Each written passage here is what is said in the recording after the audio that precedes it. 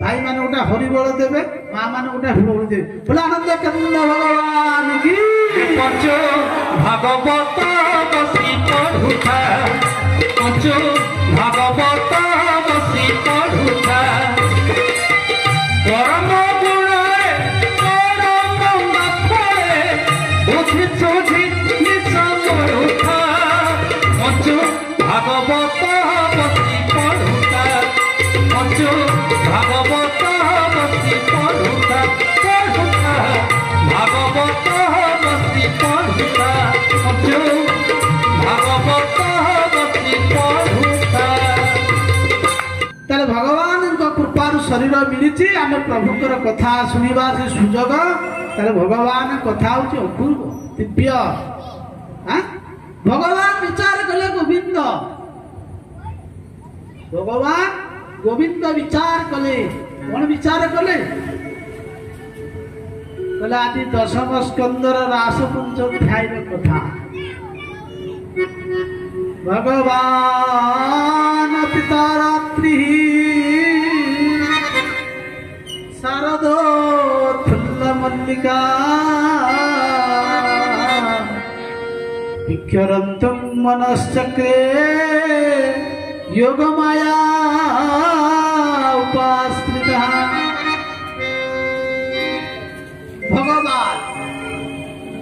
भगवान क्या कहते आम प्रति जगार कहचे भगवान आजिकल गोटे फैशन हो गला आज केते भगवान सब भावे अरे जहाँ को पाइले ताकू भगवान कर भगवान गोटे भगवान 10टा नुह जहाँ को देखिले ताकू भगवान कर झाड़देला फुकीदेला से भगवान। तू भागवत रे भगवान कहा कह जाए भव शब्दर अर्थात ऐश्वर्य 6टा जिनिस जहाँ पाखे था भगवान बोले ऐश्वर्य समग्रस्य वीर्यस्य ऐश्वर्य जहाँ पाखे था ये भगवान ये शक्तिशाली समग्र से भगवान। तेणु आज गोविंद विचार कले कौन विचार कले ना आज रास करिया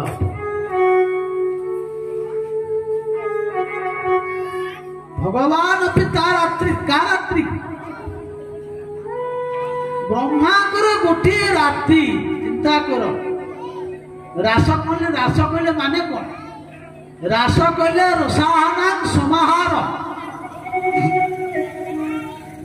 ये संसार जिते रस अच्छी जहाँ को ठारू ये समस्त रस उत्पत्ति से रसराज से गोविंद आज विचार कर कौन विचार कर ना गोपकुमारी मान को जो प्रतिज्ञा करथिले केबे प्रतिज्ञा करथिले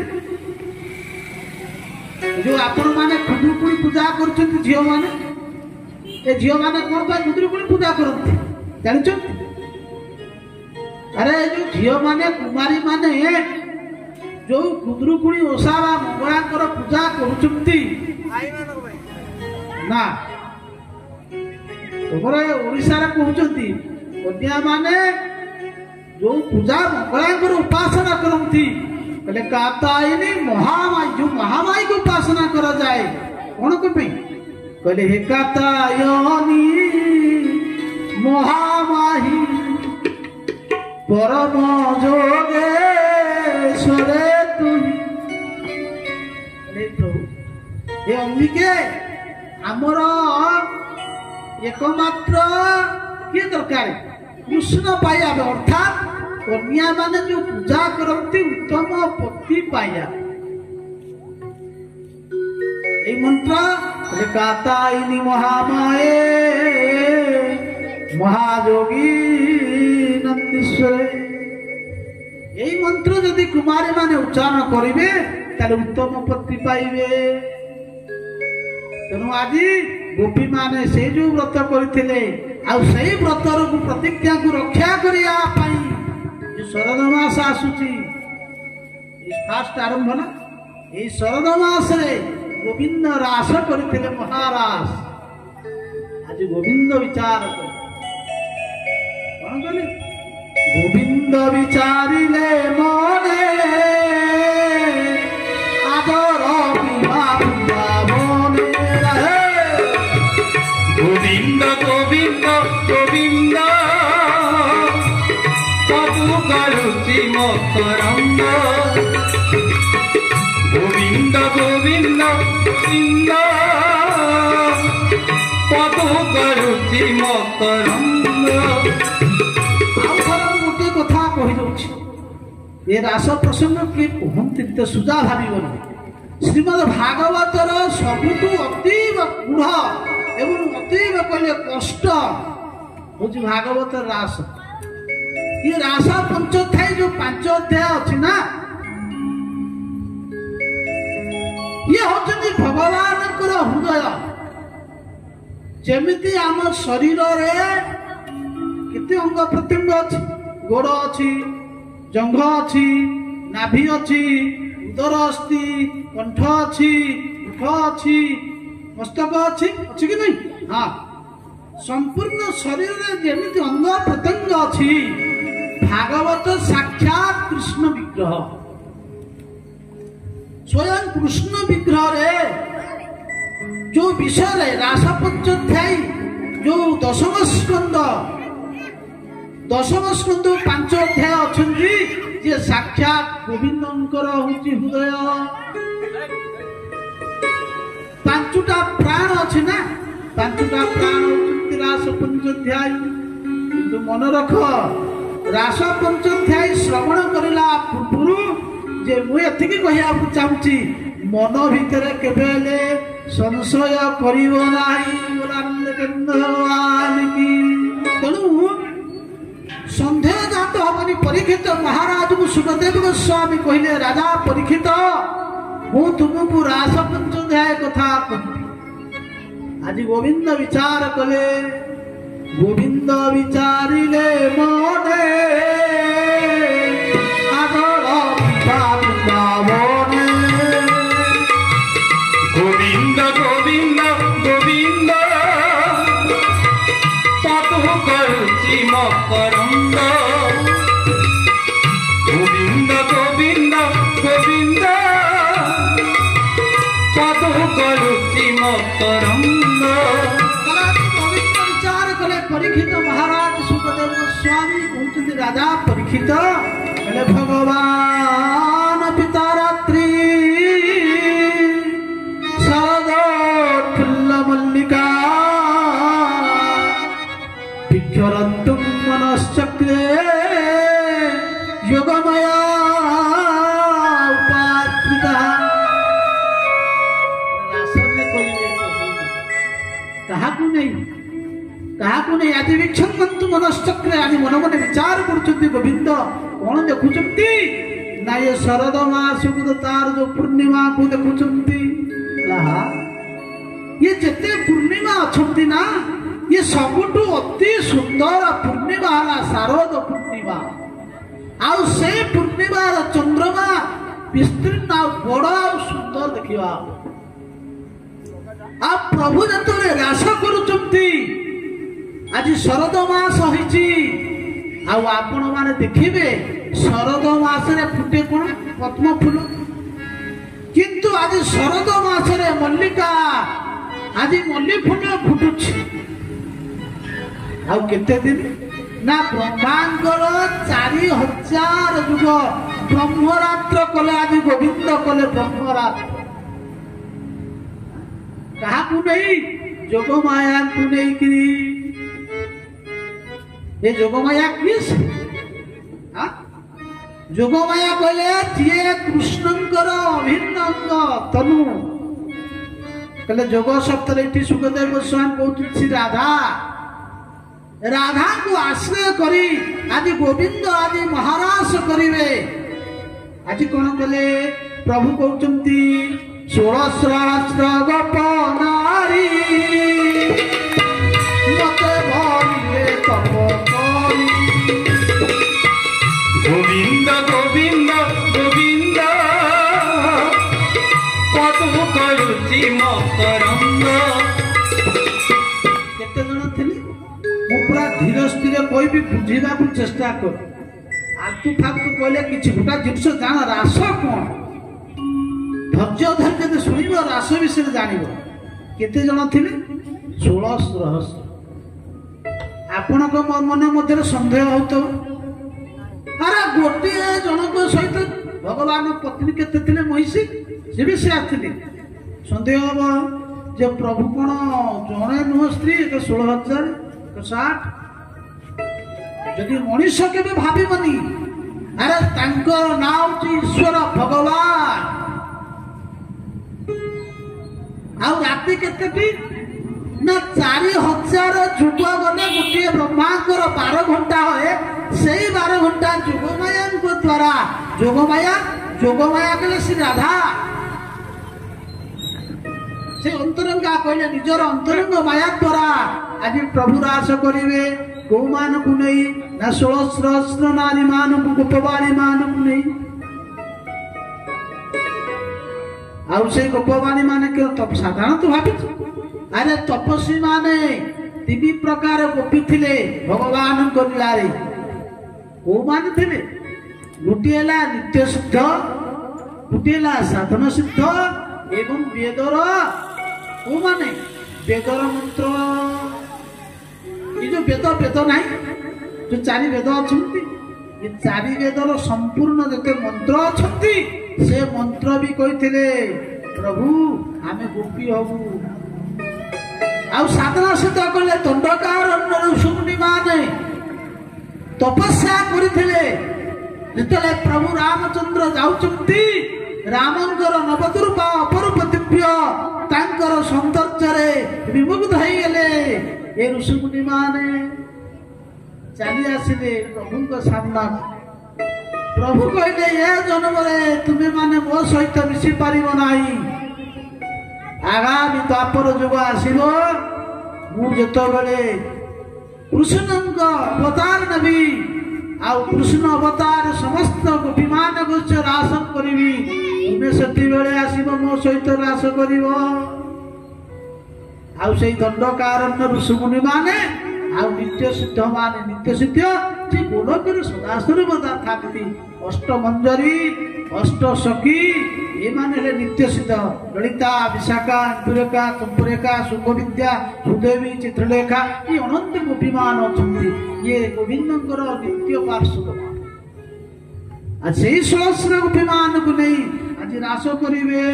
ପ୍ରଭୁ କହିବେ ମୋର ସେ ମତେ କଣ ନା ତପସ୍ୟା କରିଛନ୍ତି ଜଳରେ ସ୍ନାନ କରି ଶରଦ ମାସରେ କୋଉଠି ହେମନ୍ତେ ପ୍ରଥମ ମାସି ଏ ଯୋଉ ହେମନ୍ତ ମାସ ନା ହେମନ୍ତରେ ପ୍ରଥମ ମାସରେ ଗୋପୀ ମାନେ କଣ କରନ୍ତି? ଗୋପୀ ମାନେ କୁମାରୀ ମାନେ ଗୋପୀ ମାନେ କୁମାରୀ କୁମାରୀ କେତେ ବର୍ଷ କୁହାଯାଏ?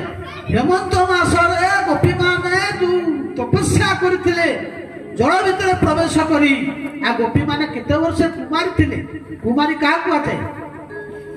କୁମାରୀ କାହାକୁ କୁହାଯାଏ? ତାଙ୍କର ବୟସ କେତେ ବର୍ଷ କୁମାରୀ ବୟସ? ଆରେ ତାକୁ ଯେତେବେଳେ ହେଇଯାଏ 12 ବର୍ଷ ପର୍ଯ୍ୟନ୍ତ କୌଣସି କନ୍ୟା କିମ୍ବା ପୁତ୍ରକୁ କୁମାରୀ କୁହାଯାଏ। ଏ ଗୋପୀ ମାନଙ୍କର ବୟସ ଥିଲା କେତେ ନା 7 ବର୍ଷ। ଏ କୁମାରୀ ମାନେ ଯାଇଥିଲେ ଅର୍ଥାତ୍ କୁମାରୀ ଶବ୍ଦର ଅର୍ଥାତ୍ କୃଶ୍ଚିତ ମାରଂ ନାସ୍ତି ଯତ୍ର କୁମାର। ମାର ମାନେ କଣ ଜାଣିଛନ୍ତି? ମାର ମାନେ କନ୍ଦର୍ପ। କନ୍ଦର୍ପ କହିଲେ କାମଦେବ। କାମଦେବ ଯାହା ଭିତରେ ଥାନ୍ତି ତାକୁ କୁହାଯାଏ କୁମାର। ନଥାନ୍ତି କୁମାର କୃଶ୍ଚିତ ମାର। ମାର ଯୋଉଠି ନଥାନ୍ତି ତାକୁ କୁହାଯାଏ କୁମାର। ତେଣୁ କୁମାର କହିଲେ ଛୋଟ ପିଲାଙ୍କ ମାନଙ୍କ ମଧ୍ୟରେ କଣ କାମ ଅଛନ୍ତି? ଏଟା କାମନା ନାହାନ୍ତି। ତେଣୁ ସେଇ କୁମାରୀ କନ୍ୟା ମାନେ ଯାଇଥିଲେ ଜଳ ଭିତରେ ସ୍ନାନ କରି ମନ୍ତ୍ର ଜପ କରୁଥିଲେ। ଆଉ ମନ୍ତ୍ର ଜପ କରି କହୁଥିଲେ କଣ? କହୁଥିଲେ ହେ ଅମ୍ବିକା ହେ ମା ଦେବୀ ପାର୍ବତୀ ଆମକୁ କଣ ନା କୃଷ୍ଣ ପତି ରୂପରେ ପ୍ରାପ୍ତ ହେଉ। ଏଇ ତାଙ୍କର ବର ଥିଲା। ଆଜି ଗୋବିନ୍ଦ କହୁଛନ୍ତି ମୁଁ ତାଙ୍କ ପୁରାଇବି ଆସ ସେ ବଡ଼ ଭଗତ ବିଶ୍ୱାସ। ଗୋବିନ୍ଦ ଗୋବିନ୍ଦ ଗୋବିନ୍ଦ ପଦୁକଳୁଚି ମକରନ୍ଦ। ଗୋବିନ୍ଦ ଗୋବିନ୍ଦ ଗୋବିନ୍ଦ ପଦୁକଳୁଚି ମକରନ୍ଦ। ହଉଛନ୍ତି ପ୍ରିୟା ମୁଁ ସେ ମୋର ଭଗତ। ମୁଁ ତାଙ୍କର ପ୍ରତିଜ୍ଞା କରିଛି। କଣ ପ୍ରତିଜ୍ଞା? ମୁଁ ବେଣୀ ଛୁଆଇଛି, ମୋ ଏ ବଂଶୀ ଛୁଆଇକିରି କହିଛି ଏ ଗୋପୀ ମାନେ ମୁଁ ତୁମକୁ ପ୍ରତିଜ୍ଞା କରି କହୁଛି ତୁମେ ସେଇ ଶାରଦ ମାସରେ ମୋ ସହିତ ମିଳନ ହବ। ସେଥିପାଇଁ କହୁଛନ୍ତି ଅନେକ ଜନ୍ମ ତପ କରି ଏବେ ହୋଇଲେ ଗୋପନାରୀ। ଗୋବିନ୍ଦ ଗୋବିନ୍ଦ ଗୋବିନ୍ଦ ପଦୁକଳୁଚି ମକରନ୍ଦ। ଗୋଟିଏ ଜନ୍ମ ନୁହେଁ କେତେ କେତେ ଜନ୍ମ ଯାଇଛି ଗୋପୀ ହବା ପାଇଁ। ଭଗବାନ ଶଙ୍କର ପହଞ୍ଚିଗଲେ ରାସରେ ଗୋପୀ ହବା ପାଇଁ ଜଗିଦେଲେ। କିଏ ସେ ନା ସଖୀ ମାନେ କହିଲେ ବାବା କୁଆଡେ ଆସିଛ? କହିଲେ ମୁଁ ରାସରେ ଟିକେ ଯୋଗ ଦେବି। କହିଲେ ଇଏ ଦାଢି ଛାଡିକିରି ଇଏ ତ୍ରିଶୂଳ ଧରିକିରି ଆସିଲେ ଚଳିବ ନାହିଁ ନା। ଆଚ୍ଛା ତାର ରାସରେ ମୁଁ କଣ କରିବି ନା ତୁମେ ଗୋପୀ ହେଲେ ଆସିବ ଏ ରାସ ମଣ୍ଡଳକୁ। କହିଲେ ଆଚ୍ଛା ଗୋପୀ ହବା କହିଲେ କଣ କରିବାକୁ ପଡିବ ନା ତୁମେ ଆମ ବାଗିଆ ଏମିତି ଲୁଗା ପିନ୍ଧିବ, ଷୋଡ଼ଶ ସିଙ୍ଗାର ହବ, ତାହେଲେ ଆସିଲେ ତୁମେ ମଣ୍ଡଳରେ ପ୍ରବେଶ କରିବ। ଭଗବାନ ଶଙ୍କର କଣ କଲେ? ଦୌଡ଼ି ଦୌଡ଼ି ଗଲେ। ଗୋପୀ ମାନେ ଯୋଉ କୃଷ୍ଣକୁ ପାଇବା ପାଇଁ କାନ୍ଦିଥିଲେ ଆଉ କାନ୍ଦି କାନ୍ଦିକିରି ତାଙ୍କ ଚକ୍ଷୁରୁ ଯୋଉ ଲୁହ ପଡିଥିଲା ସେଇ ସରୋବର ହେଇଯାଇଥିଲା ମାନସ ସରୋବର। ସେଇ ସରୋବରରେ ଭଗବାନ ହର ହର ମହାଦେବ ମହାଦେବ ସ୍ନାନ କରି ଗୋପୀ ହେଇଗଲେ। ଆଉ ଗୋପୀ ହେଇକିରି ଆସିକିରି ରାସରେ ପହଞ୍ଚିଲେ। ଚିନ୍ତା କରନ୍ତୁ ଜଣେ ଋଷି ବସିକିରି ତପସ୍ୟା କରୁଛନ୍ତି। ପଚାରିଲେ ତୁମେ କିଏ? ନା ମୁଁ ହଉଛି 9 ସିଦ୍ଧି ମାନଙ୍କ ମଧ୍ୟରେ ଜଣେ ସିଦ୍ଧି। କହିଲେ ଆରେ ତୁମେ ତ ନବସିଦ୍ଧି, ତୁମେ କାହାକୁ ତପସ୍ୟା କରୁଛ? କହିଲେ ମୁଁ ଗୋପୀ ହବା ପାଇଁ ତପସ୍ୟା କରୁଛି। ସେଥିପାଇଁ କହୁଛନ୍ତି ଯେ ଗୋପୀ ଛୋଟିଆ ଭାବିବନି, ଛୋଟ କଥା ନୁହଁ। ଗୋପୀ ଗୋପୀ ମାନେ କଣ? ଆରେ ଗୋ ମାନେ ଇନ୍ଦ୍ରିୟ ଆଉ ପି ମାନେ ଯିଏ ପିଅନ୍ତି। ଇନ୍ଦ୍ରିୟ କହିଲେ ଯିଏ ଜ୍ଞାନରେ ଭଗବାନଙ୍କର କୃଷ୍ଣଙ୍କର କଥାକୁ ଭର ଭର କରି ପିଇ ଯାଆନ୍ତି ସିଏ ହଉଛି ପ୍ରକୃତରେ ଗୋପୀ। ଭୋଳାନନ୍ଦ କନ୍ଦ ଭଗବାନ କି ଜୟ। ସେଥିପାଇଁ କହୁଛନ୍ତି ଅନେକ ଜନ୍ମ ତପ କରି ଏବେ ହୋଇଲେ ବ୍ରଜରାଣୀ। ଗୋବିନ୍ଦ ଗୋବିନ୍ଦ ଗୋବିନ୍ଦ ପଦୁକଳୁଚି ମକରନ୍ଦ। ଅନେକ ଜନ୍ମ ତପସ୍ୟା କରିଛନ୍ତି। ମୁଁ ଆଜି ତାଙ୍କର ମନସ୍କାମନା ପୂର୍ଣ୍ଣ କରିବି। ଆଜି ଭଗବାନ କଣ କଲେ ନା ଏତେ ବିଚାରିବ ନ ମାଇ ଘେରିଲେ ବିରହ ପୁରାଇ। ଗୋବିନ୍ଦ ଗୋବିନ୍ଦ ଗୋବିନ୍ଦ ପଦୁକଳୁଚି ମକରନ୍ଦ। ହେଲେ କଣ ତାଙ୍କର ଯୋଉ ବଂଶୀ ଅଛନ୍ତି ମୁରଲି ଜାଣିଛନ୍ତି ଯୋଉ ବଂଶୀରେ ସେ ବଦାନ ଗାନ କରନ୍ତି ଆଜି ବଂଶୀ ନେଇଗଲେ। କାହିଁକି? ବଂଶୀରେ ସେ ପ୍ରତିଜ୍ଞା କରିଛନ୍ତି ଗୋପୀ ମାନଙ୍କ ପାଖରେ ହେ ଗୋପୀ ମାନେ ମୁଁ ଏ ମୋର ମୁରଲି ବଂଶୀକୁ ମୁଁ ପ୍ରତିଜ୍ଞା କରି କହୁଛି ମୁଁ ତୁମକୁ ଡାକିବି। ଆଜି ବଂଶୀରେ ଡାକୁଛନ୍ତି। କହିଲେ ଜଗଉ କଳ ବାମ କିଷାନ।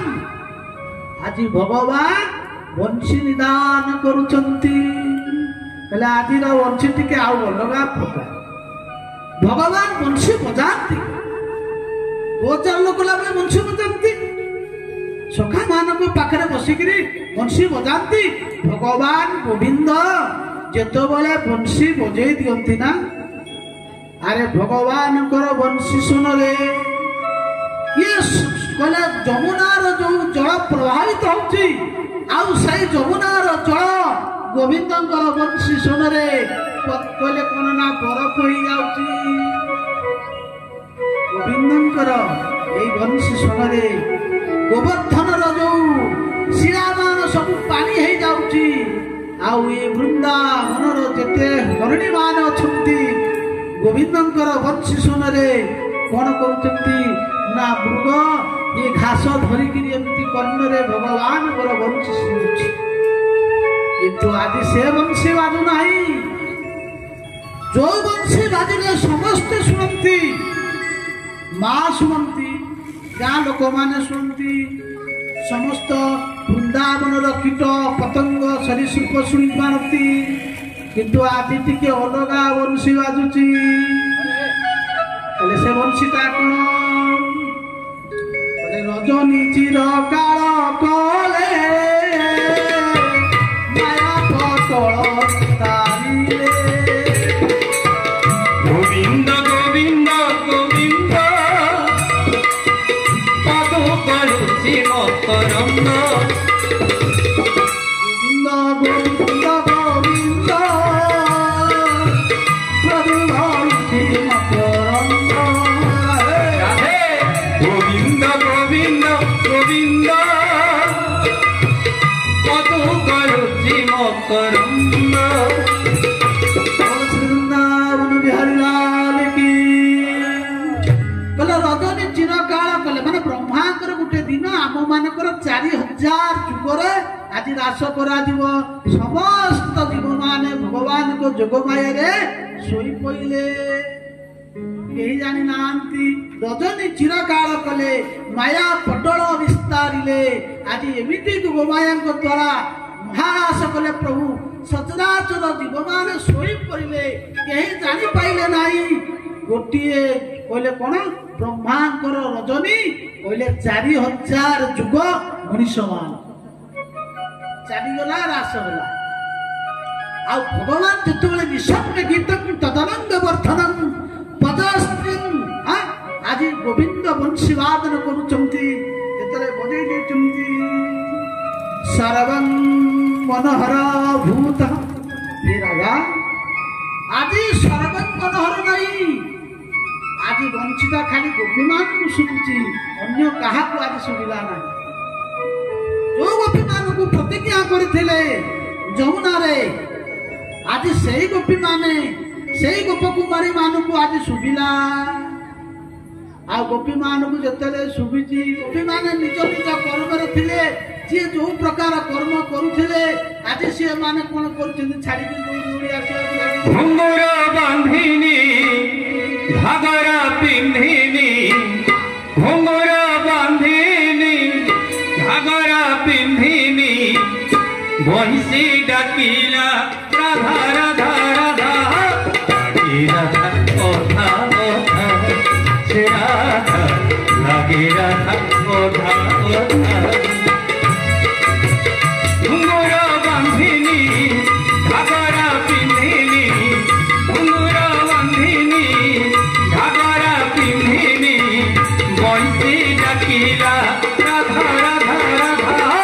লাগি রাধা কথা কথা সে রাধা, লাগি রাধা কথা কথা।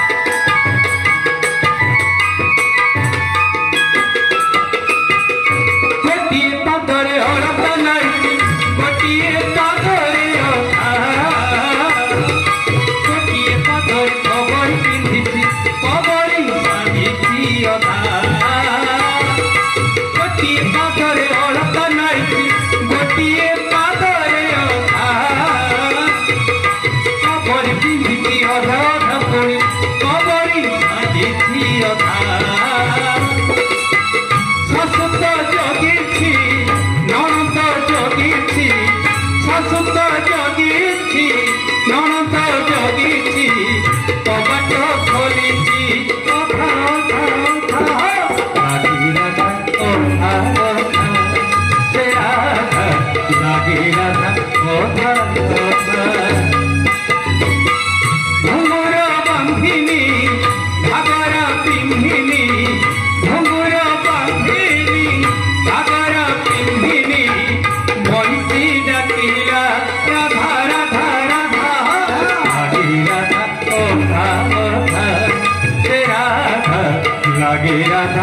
অধা অধা